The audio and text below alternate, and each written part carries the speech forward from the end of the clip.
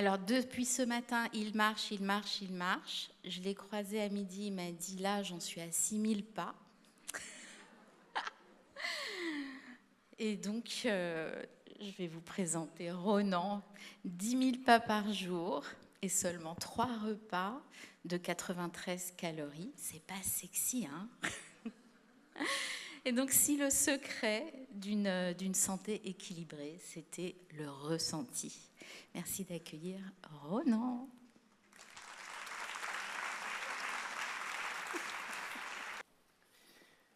Je suis handicapé, mais ça ne se voit pas. Sur l'image que vous voyez, on se situe exactement le 29 juin 1995. Alors, vous me voyez de dos, là, avec le casque bleu, je suis sur un véhicule blindé. On a mis 44 heures pour venir de Split jusqu'au Mont Igman. Il y a 138 km. On a mis 44 heures sans dormir, sinon c'est pas drôle. Et on est sur les hauteurs du Mont Igman. Puis on doit aller rejoindre la cuvette de Sarajevo pour assurer notre mission, c'est-à-dire la protection de l'aéroport. On voit que le soleil commence à décliner et on attend qu'il fasse nuit pour descendre parce qu'on sait qu'on va se faire taper. On sait que ça va taper dur. Et effectivement, le long de la descente, on roule toute la nuit, on se fait taper sérieusement. Et je ne me rendais pas compte. On n'est jamais prêt en fait.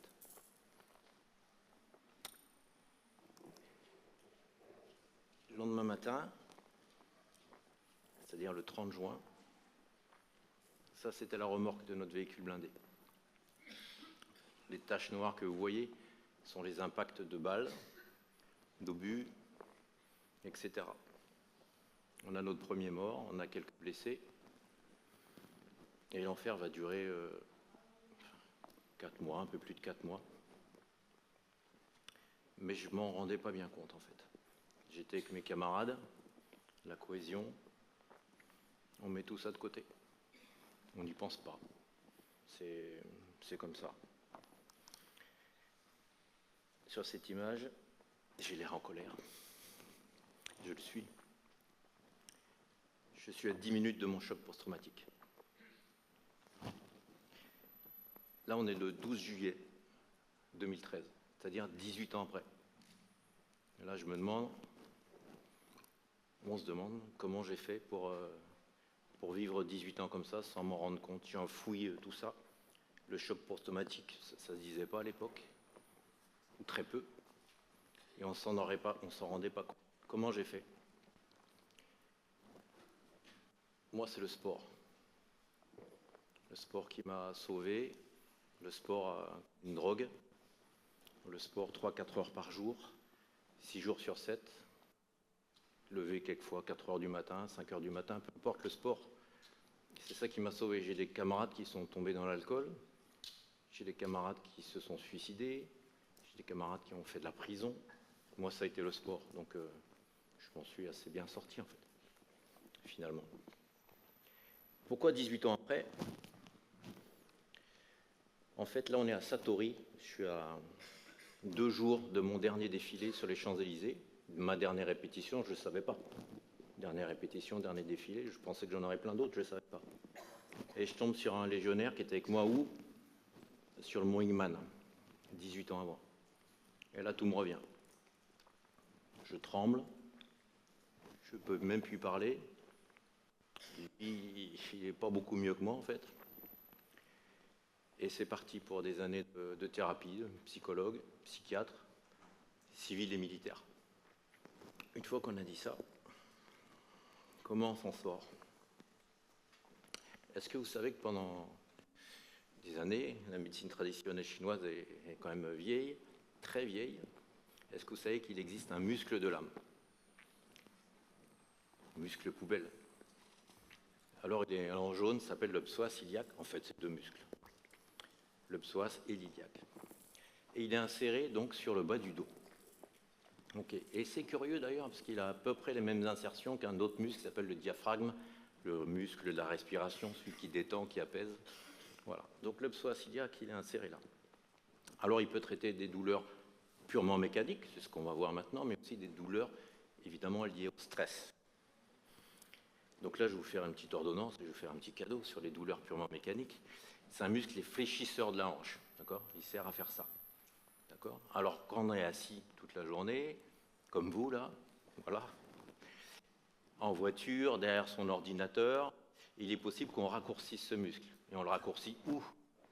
Ben, comme il est inséré sur le bas du dos, en fait, il va tirer sur le bas du dos. Vous voyez, quand vous êtes assis, voilà, il est raccourci. Donc moi, je vais vous faire un petit cadeau. Et ce que vous allez faire, qui c'est qui a mal au dos là? Voilà, 1, 2, 3. Voilà. Qui est stressé? Ok, il y en a qui cumulent. Ça, c'était la deuxième question. Qui est stressé, qui a mal au dos? Okay. Qui a mal nulle part? Oh, les menteurs. Non, mais attends. Oh là là. Non, c'est pas vrai. Elle est où, Anne? Ah, c'est vrai qu'on est intersainte en Bretagne. Bon. Voilà. Oui, à Sainte-Anne, en plus. Très bien. Un petit exercice s'appelle le squat. Ça, c'est pour les douleurs vraiment purement mécaniques. Si vous faites tous les jours cet exercice, donc si vous me faites des flexions comme ça, voilà, une fois par jour, enfin 15 répétitions une fois par jour, ça va vous prendre 20 secondes. Je vous garantis que vous aurez moins mal au dos. Nettement. Bon, évidemment, si vous avez des grosses problématiques de dos, c'est pas ça qui va vous guérir d'un coup. Je suis pas magicien non plus. Ronan Copperfield, non, c'est pas moi. Alors, ce que je vous propose, c'est de vous lever. Voilà. On va le faire juste 2 fois. Il y en a qui sont inquiets, je vois vos visages. Vous avez pris une bouteille d'eau, je suis coach sportif, une serviette quand même. Voilà. Il y en a qui n'ont pas la DSL quand même, c'est long pour eux. Ok. Voilà, donc je vais vous proposer de vous rasseoir. Ok. Voilà, ça fait 1.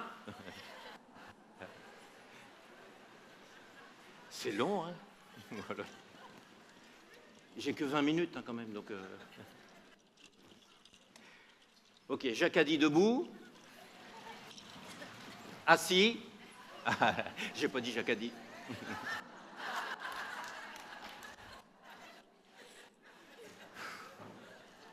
Debout. Non, je dis plus Jacques a dit. Ok, asseyez-vous.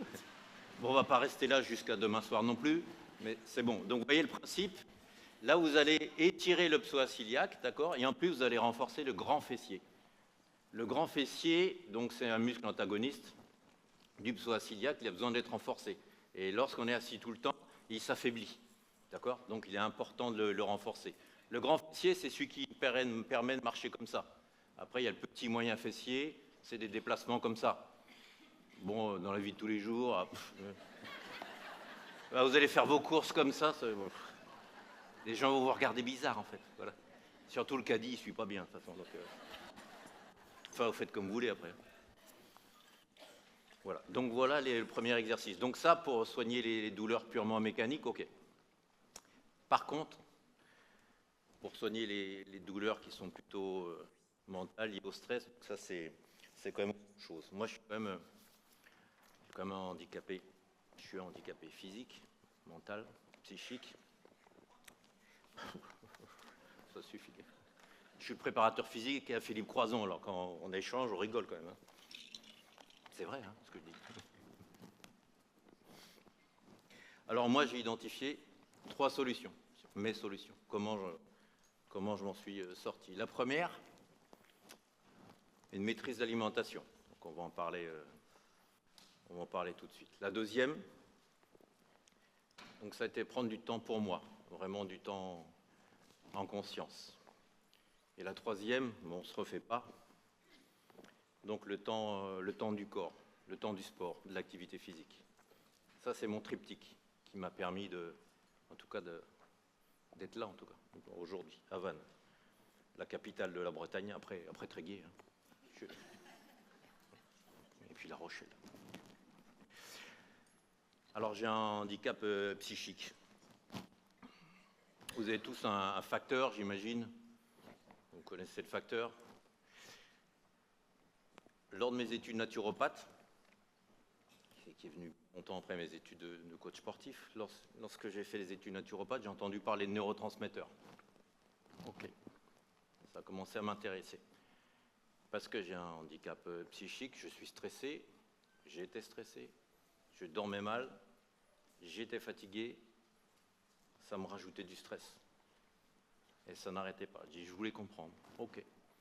J'ai entendu parler des neurotransmetteurs. Donc, j'ai fait le test et j'ai découvert que je manquais de sérotonine.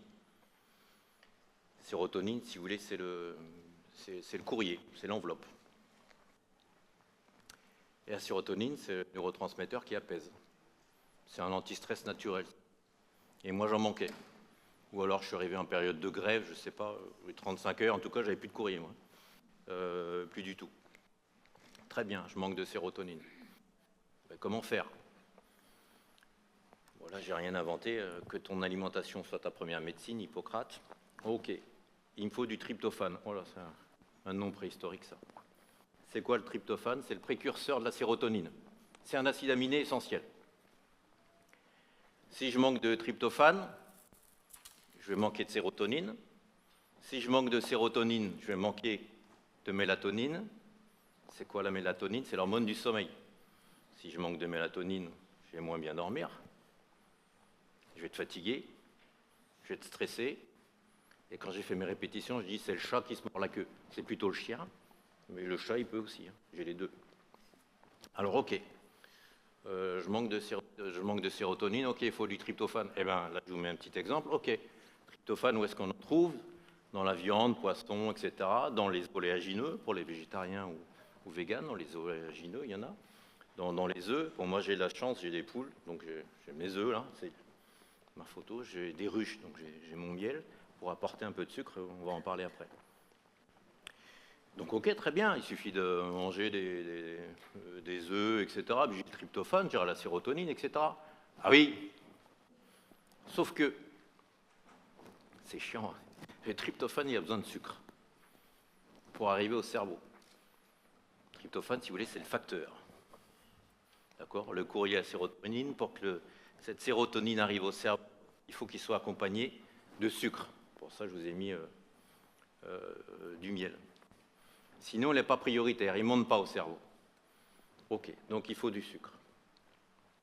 Donc là, je vous ai mis un petit exemple de collation. Et tout à l'heure, j'ai posé la question sur ceux qui étaient stressés, ceux qui avaient mal au dos, etc. Est-ce qu'il y en a parmi vous qui ont des envies de sucre vers 17h, 18h?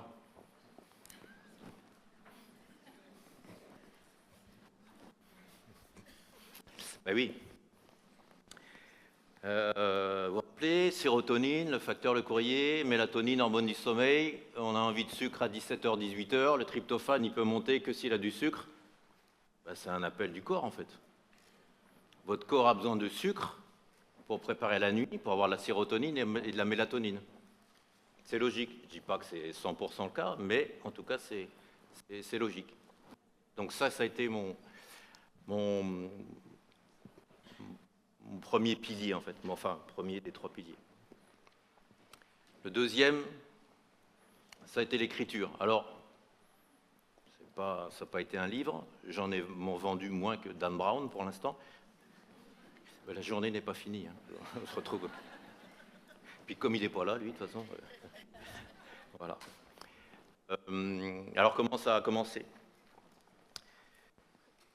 J'ai une amie qui m'a dit, qui s'appelle Anne aussi, de Bretagne, vraiment. Tu devrais, Ronan, mettre par écrit tout ce que tu as traversé, ça te ferait du bien. Donc j'ai commencé à écrire. J'ai écrit, ça a duré des années. L'écriture, en fait, est devenue finalement une thérapie. Et plus j'écrivais, plus j'avais envie d'apprendre. Donc j'ai été chercher encore beaucoup plus sur les neurotransmetteurs, on ne s'arrête jamais. Et je me suis vraiment rendu compte que je me faisais du bien, mais que j'apportais quelque chose de grand aussi pour les autres. Et comment je le sais? C'est les retours que j'ai sur mon livre, des gens qu'au début on vend à la famille, les amis, etc., ceux qui nous connaissent. Et après, ça va au-delà. Et j'ai des témoignages de personnes qui disent « Ah, merci Ronan, je dors mieux, je suis moins fatigué, je suis moins stressé, je me sens vraiment, vraiment, vraiment mieux. Toniquement, je me reconnais pas. » Donc ça me touche, je me suis rendu compte que je pouvais faire bien aux autres. Donc c'est comme une bonne nouvelle en fait. Je suis content de moi pour le coup. Troisième volet, ça a été le sport. Alors on a parlé tout à l'heure, la photo de gauche, c'est plutôt les photos qui datent, elle date de 2013, celle-là c'est ma dernière compétition à votre gauche. Dernière compétition, je me suis jeté dans le sport, donc le sport de haut niveau, là c'était ma dernière finale du championnat de France. Le sport à outrance, le sport produit masquant de ma douleur en fait. C'était tout le temps, tout le temps. Je me rendais même pas compte que j'étais pas bien en fait. Et c'est le sport qui marquait tout ça. Et aujourd'hui, sur donc l'autre photo, donc c'est le sport bien-être, le sport en conscience, le sport qui me fait du bien, beaucoup de bien. Et j'ai repris le triathlon 35 ans après. 35 ans après. Et le triathlon le plus compliqué que j'ai fait donc en 2023, ça a été le triathlon de la Madeleine. Donc j'ai dans les Alpes. Donc j'ai fait La Rochelle, col de la Madeleine, là, en voiture, la veille, bon, bien fatigué. J'ai dormi dans la voiture, bah oui, sinon c'était trop simple. Et donc là, j'ai vécu un enfer de bonheur. Il faisait 37 degrés. Donc, cuisson des vitamines, par exemple, la vitamine C, elle s'en va à la cuisson en 90 degrés. Donc là, j'ai encore un petit peu de marge. Mais bon, je frimais pas trop. Et cette année, on me dit, bon, bah, tu prépares quoi? Ben, cette année, je prépare le T24. C'est 24 heures de triathlon non-stop à l'île de Ré. Il faut être un peu allumé. Bon, voilà. Et l'Ironman de Barcelone, là, l'Ironman de Barcelone, c'est le 6 octobre. Donc là, j'ai 3 km 800 de natation, 180 km en vélo, et on va finir par 42, 195 de course à pied, le marathon. Et les camarades qui me disent, mais Roland, t'es fou, t'es trop vieux, ça va pas, tu vas te faire du mal, c'est pas bon pour ta santé. Écoute, pose ton verre de Ricard déjà, éteins ta cigarette. Viens t'entraîner avec moi, tu vas voir, ça va te faire du bien.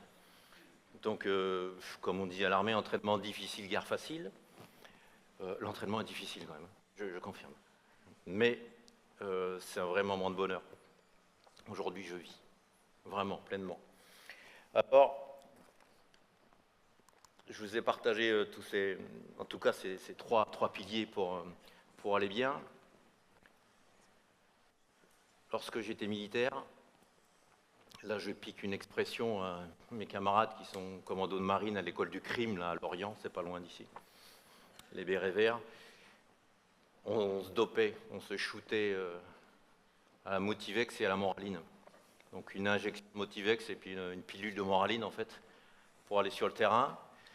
Ensuite, on projetait à l'extérieur quelquefois, ou alors quand on allait sur le champ de tir, au mois de janvier, il pleuvait toute la journée, on dormait sur le terrain, et le lendemain, on retirait encore sous la flotte, on était trempé, on avait besoin de Motivex et Moraline. Aujourd'hui, je vois les choses un petit peu différemment. Alors le passé n'est pas complètement estompé. Si j'entends un bruit, par exemple, je sursaute. Okay, j'ai des conduites d'évitement. Quand je vais sur un parking, je m'éloigne le plus possible de l'entrée. Quand je vais au restaurant, je suis dos à un mur. Vous m'entendez plus? Si, voilà. J'ai le visuel sur l'entrée. Tout à l'heure, je suis venu dans la salle. J'ai regardé, j'ai les entrées, sorties de secours. Je vais tous regarder un par un. Donc j'ai pris des renseignements. Des fois je sais pas, peut-être s'il faut vous tuer ou un truc comme ça, je préfère regarder. Achetez le livre d'abord. Je ne tuerai pas. C'était pas prévu en tout cas. J'ai perdu le fil encore, mais c'est pas grave. Il me reste 6 secondes, c'est bon. Et donc aujourd'hui, c'est vrai que j'ai toujours des conduites un petit peu d'évitement, des réflexes qui me restent, mais je vis avec. En tout cas, j'ai appris à apprivoiser le stress et identifier les tout premiers signes du stress. Donc je vis avec. Et aujourd'hui, ma drogue, moi, je me fais une injection de Moralliance. Donc la Moralliance, je sais fier de mon invention. La Moralliance, c'est un petit peu de morale et de résilience. Voilà, donc maintenant, je vous attends à la librairie, j'ai vos noms, de toute façon, c'est obligé de venir. Merci beaucoup.